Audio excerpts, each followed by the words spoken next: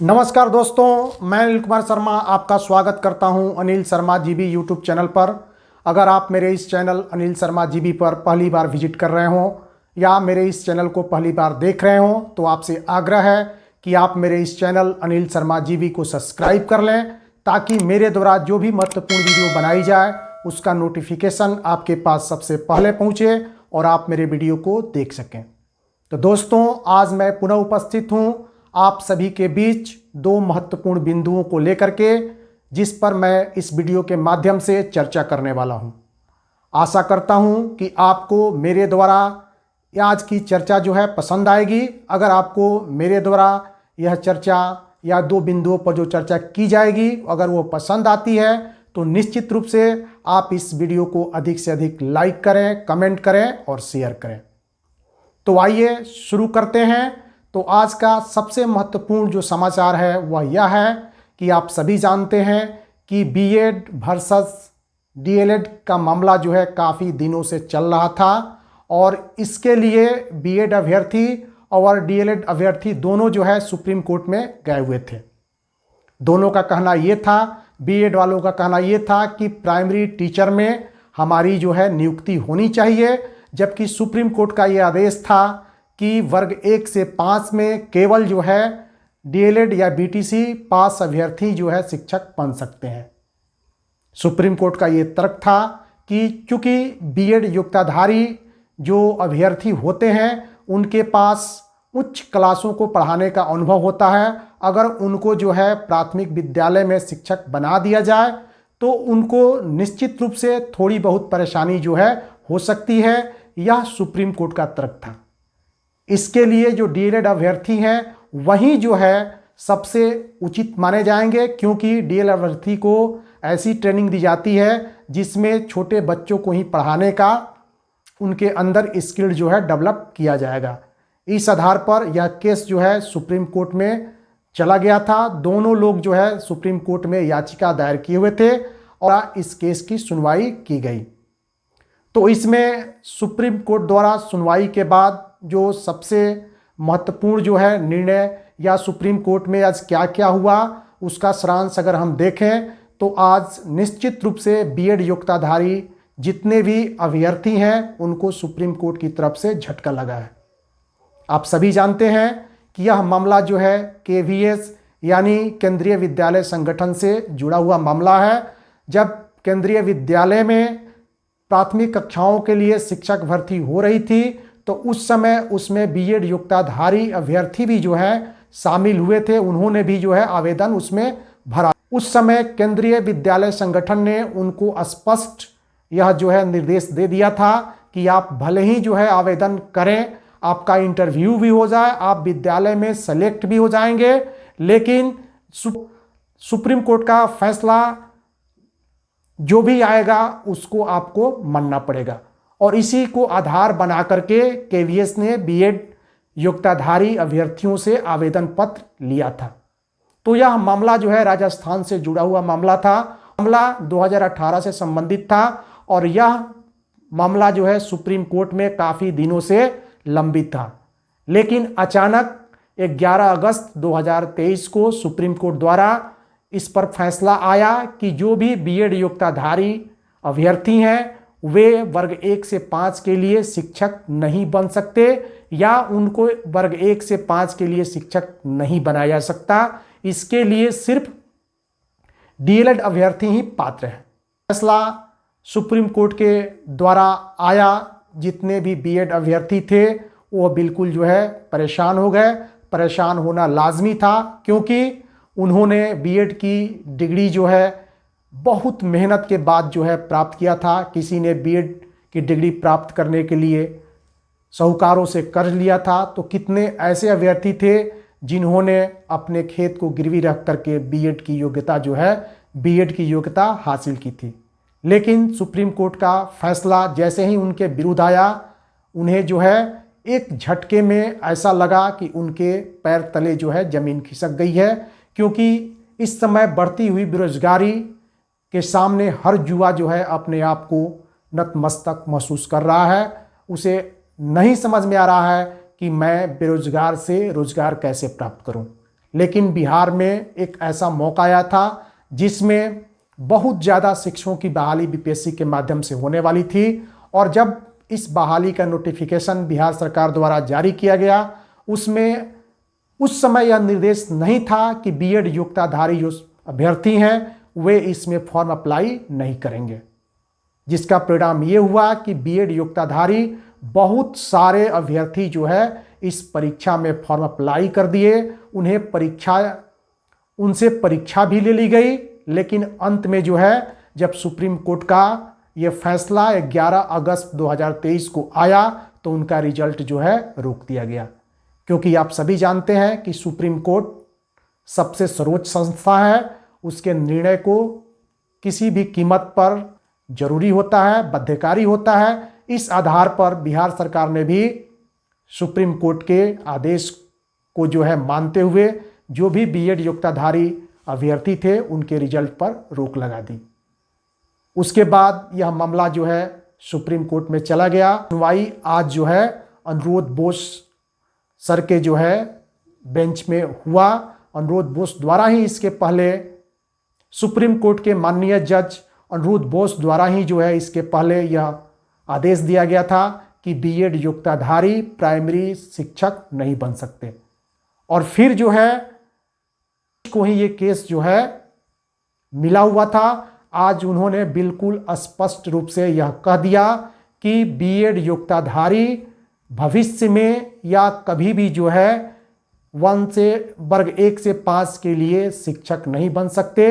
उनके पास जो है बीएड का प्रमाण पत्र है, उनको निश्चित रूप से जो उच्च क्लास है 9, 10th, 11th और 12 उनमें मौका मिलना चाहिए।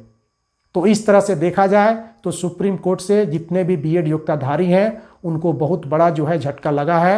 अब मैं जितने भी बीएड योग्यताधारी जो हमारे शिक्षक हैं या फिर जो है अभ्यर्थी हैं उनसे मैं आग्रह करना चाहता हूं कि अब आप इस केस पर किसी तरह का पैसा जो है खर्च न करें, क्योंकि आश्वासन देने वाले आपको बहुत तरह के आश्वासन देंगे कि ये केस जो है हम जीत सकते हैं, लेकिन आप थोड़ा सा अपने विवेक का अगर प्रयोग करते हैं तो सारी सच्चाई आपके सामने जो है आ जाएगी।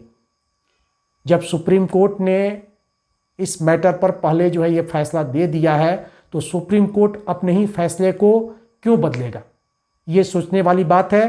तो इस तरह से यह मामला जो है यहीं पर जो है खत्म हो गया। हालांकि सुप्रीम कोर्ट ने जो है कोई अंतिम निर्णय इस पर नहीं दिया है। अगली सुनवाई जो है 2 हफ्ते बाद होगी, लेकिन वो मामला जो है दूसरा है। बीएड योग्यताधारियों से संबंधित जो मामला था उसको बीएड योग्यताधारियों ने जो है निरस्त करने के बजाय वापस ले लिया।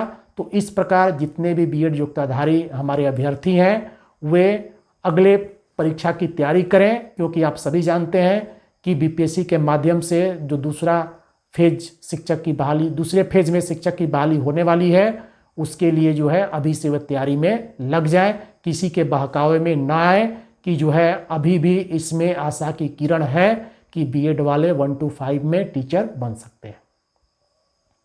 और दूसरा जो सबसे महत्वपूर्ण बिंदु है, मैं आप सभी के सामने उस पर भी चर्चा करना चाहता हूं कि बीपीएससी के माध्यम से पास जितने भी नियोजित शिक्षक हैं उन्हें जो है यह समझ में नहीं आ रहा है कि वे योगदान करें या न करें, क्योंकि आप सभी जानते हैं कि अगर वे बीपीएससी के माध्यम से पास होने के बाद अगर योगदान करते हैं तो उनको ऐसे विद्यालय दिए जाएंगे जो उनके गृह जिले से काफ़ी दूर हो। यानी पहले शिक्षा विभाग का ये मानना है कि पहले जितने भी सुदूर ग्रामीण इलाके के विद्यालय है उसमें जो है जो शिक्षकों की कमी है उसको पूरा किया जाए और उसके बाद जो है अंत में जो शिक्षक बनते हैं उन्हें अन्य विद्यालयों में भेजा जाए।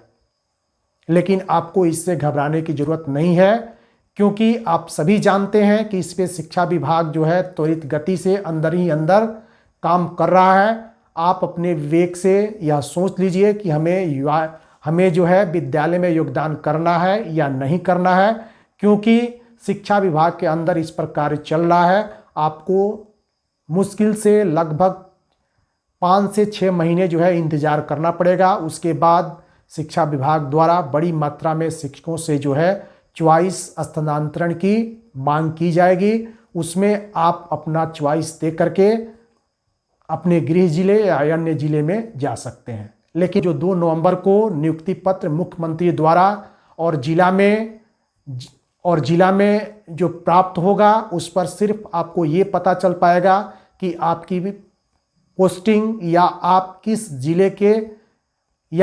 किस जिले में योगदान करने वाले हैं। इससे ज़्यादा आपको किसी तरह की जानकारी नहीं मिलेगी।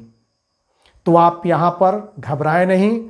निश्चित रूप से 6 महीने बाद जो है आपको स्थानांतरण की सुविधा मिलेगी। अब रही बात कि ऐसे नियोजित शिक्षक जो कि बीपीएससी के माध्यम से जो परीक्षा हुई थी उसमें वो बैठे थे, उनका रिजल्ट भी आउट हो गया, लेकिन किन्हीं कारणों से वह इसमें सेलेक्ट नहीं हो पाए हैं। तो ऐसे नियोजित शिक्षकों के लिए भी बहुत राहत भरी खबर है कि बीपीएससी जो है दूसरा मेरिट लिस्ट निकालने जा रहा है।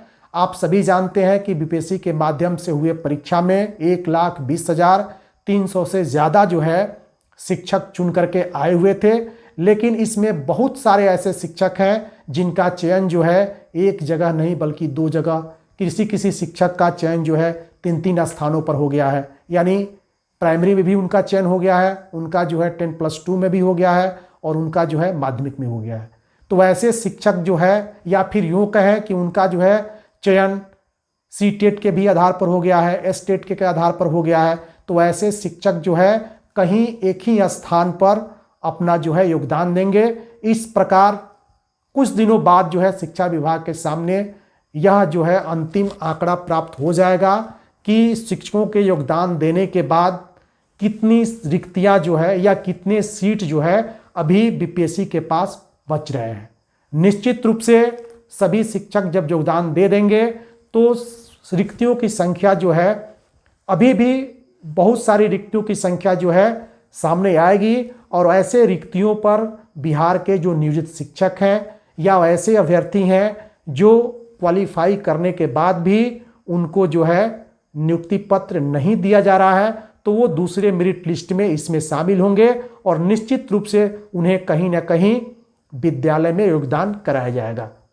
तो आप थोड़ा सा वेट एंड वॉच की स्थिति में रहिए, देखते रहिए। ये सारा मामला जो है 11 से 12 दिन के अंदर आपके सामने जो है क्लियर होकर के आ जाएगा कि आप दूसरे मेरिट लिस्ट में अपने आप को कहीं जो है योगदान के लिए उस मेरिट लिस्ट में पाते हैं या नहीं पाते हैं। तो आप अभी घबराइए नहीं, क्योंकि बिहार सरकार सारे अधिकारी 2 नवंबर को मुख्यमंत्री द्वारा पटना के गांधी मैदान में नियुक्ति पत्र जो दिया जाना है उस कार्यक्रम को सफल बनाने में लगे हुए हैं। सारे अधिकारी वहाँ की तैयारियों में लगे हुए हैं। इसलिए अभी किसी तरह का जो है नई सूचना प्राप्त जो है नहीं हो रही है। जैसे ही यह तक जो कि इस लिस्ट में नहीं आ पाए हैं, निश्चित रूप से अगला लिस्ट जो है जो जारी होगा उसमें उनका नाम अवश्य होना चाहिए। और साथ ही साथ मैं आपको ये बता दूं कि बहुत सारे लोग इस रिजल्ट में फर्जीवाड़े या धांधली का आरोप लगा रहे हैं, लेकिन शिक्षा विभाग द्वारा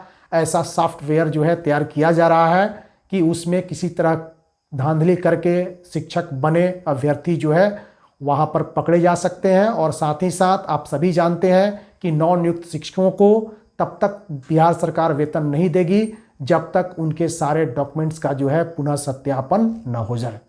तो दोस्तों, आशा करता हूं कि आप सभी को ये वीडियो अच्छी लगी होगी। अगर आपको ये वीडियो अच्छी लगी हो तो निश्चित रूप से आप इस पर एक लाइक करना न भूलें, अधिक से अधिक शेयर करें। तो फिर मिलते हैं किसी अन्य बिंदु के साथ, तब तक के लिए नमस्कार।